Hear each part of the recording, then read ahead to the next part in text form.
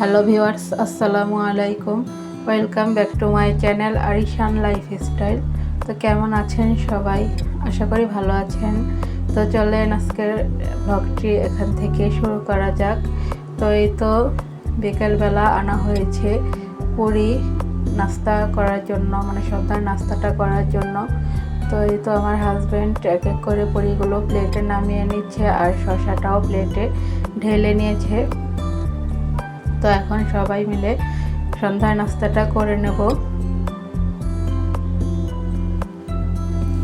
তো এই তো সন্ধ্যায় নাস্তাটা করে কিছুক্ষণ পরে আমি চলে এসেছি রাতের জন্য রান্না করতে। তো আজকে যেহেতু বৃষ্টির দিন, আজকে রান্না করব পোলাও মাংস। তো এই তো মুরগিটা আমি আগেই ভেজিয়ে রেখেছিলাম, এখন কেটে নিচ্ছি। আমার কাটাকাটি শেষ, আমি সব কিছু সুন্দর করে ধুয়ে নিয়েছি।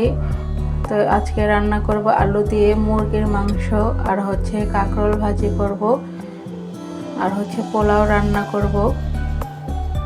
তো আগেই আমি কাঁকরোলগুলোতে হলুদ মরিচ লবণ দিয়ে মাখিয়ে নিয়েছিলাম। তো এখন কাঁকরোলগুলো এক এক করে তেলে দিয়ে আমি ডিম আঁচে কাঁকরোলগুলো ভেজে নেব। তো পাশের চুলাতে আমি বসিয়ে দিয়েছি এখন মুরগির মাংসটা। তো পেঁয়াজটা আগে কিছুক্ষণ আমি ভেজে নিয়েছি, এখন গরম মশলাগুলো ঢেলে দিয়েছি। তো পেঁয়াজের সাথে গরম মশলাগুলো আমি একসাথেই ভেজে নেব আরও কিছুক্ষণ।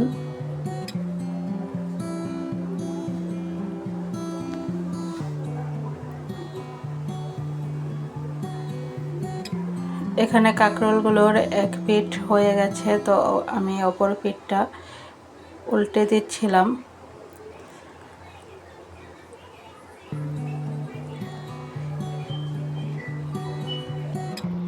যেহেতু আজকে বৃষ্টির দিন, তো বৃষ্টির দিনে মাছ খেতে বেশি ভালো লাগে না, তো মাংস আর পোলাও জাতীয় এসব খাবার খেতেই বেশি ভালো লাগে।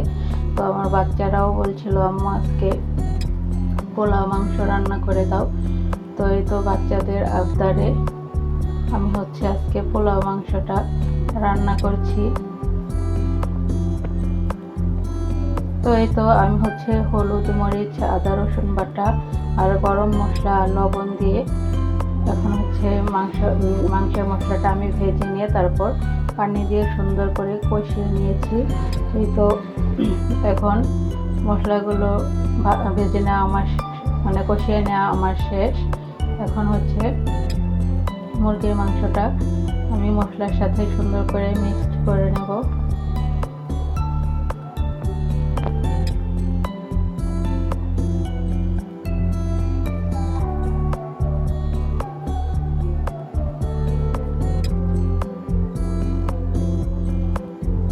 তো এই তো মুরগির মাংসটা হতে থাক, আর এখানে আমি পোলাওয়ের চাল বের করে নিয়েছি।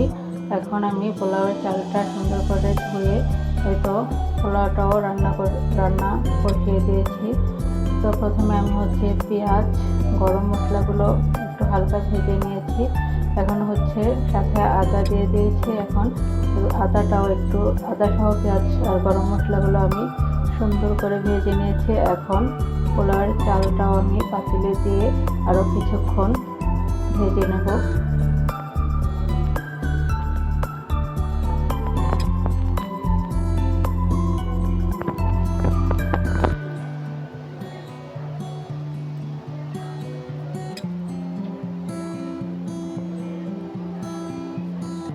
এই তো আমার পোলাওর চালগুলো ভেজে নেওয়া শেষ। এখন পরিমাণ মতো পানি দিয়ে আমি পোলাওটা রান্না করে নেব। তো এখানে আরও একটু পানি আমি অ্যাড করব পোলাওটা ভালো করে সেদ্ধ হওয়ার জন্য। তো আমি কিন্তু মেপে পানি দেই না, আন্দাজ করে যতটুকু লাগে ততটুকু দিয়ে দেই। তো এই তো এখানে আমার পোলাওটা প্রায় হয়ে এসেছে। এখন উপরে কিছু কাঁচামরিচ আর কিশমিশ দিয়ে আমি পোলাওটা দমে বসিয়ে দিয়েছি।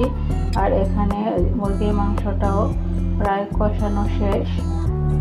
তো এই পর্যায়ে আমি হচ্ছে কিছু কাঁচা পেঁয়াজ এতে অ্যাড করে দেব। তারপর আরও কিছুক্ষণ কষে ঝোলের পানি অ্যাড করে দেব। তাই তো আমি এখন কাঁচা পেঁয়াজগুলো অ্যাড করে দিচ্ছি।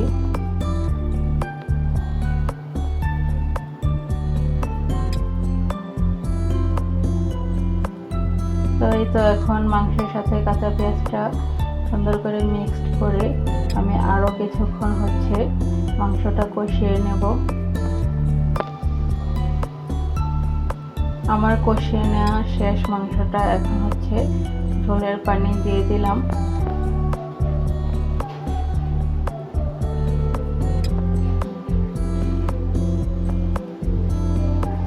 এই তো আমার মুরগির মাংসটা প্রায় হয়ে এসেছে। একটু পরে আর একটু জিরার গুঁড়া উপরে ছিটিয়ে নামিয়ে নেব। আর এখানে আমি 2টি ডিম একেবারেই ভেজে নিচ্ছি। তাই তো আজকে কি রান্না করলাম ফাইনালি আপনাদের সাথে আরও একবার শেয়ার করি। তো আজকে আমি রান্না করলাম হচ্ছে সাদা পোলাও আর হচ্ছে মুরগির মাংস আলু দিয়ে ঝোল করেছি, আর হচ্ছে করেছি কাঁকরোল ভাজা, আর সাথে আছে ডিম ভেজে নিয়েছি। আর পোলাওর সাথে খাওয়ার জন্য আমি হচ্ছে টমেটো দিয়ে সালাদ কেটে নিয়েছি। তো খাওয়ার আগে মাখিয়ে নেব। তো thank you so much for watching my video. তো ভালো থাকবেন সবাই। বাই বাই, আল্লাহ হাফেজ।